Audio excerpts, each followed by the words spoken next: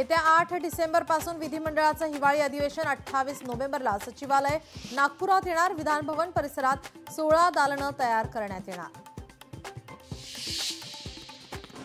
धाराशिवमध्ये शरद पवारांच्या राष्ट्रवादीची बैठक। नूतन जिल्हाध्यक्ष डॉक्टर प्रतापसिंह पाटील यांच्या नेतृत्वात बैठक।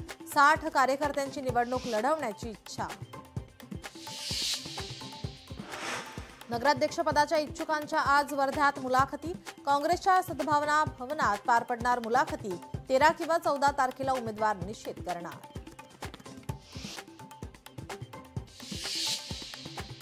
पंढरपुरात विठ्ठल रुक्मिणीचं दर्शन 24 तास राहणार बंद। आज प्रक्षाळ पूजेनंतर मंदिर बंद। कार्तिकी यात्रा काळात बंद झालेले देवाचे सर्व राजोपचार होणार सुरू।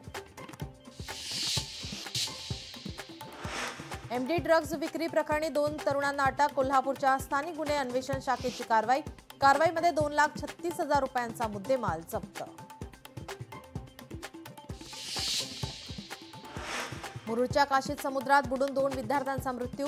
एकाला वाचवण्यात यश। बुडालेले विद्यार्थी अकोला जिल्ह्यातील।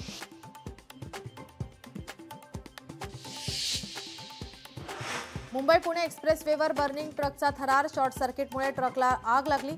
खोपोलीजवळ बोरघाटातील घटना। अग्निशमन दलाकडून आग विझवण्यात यश।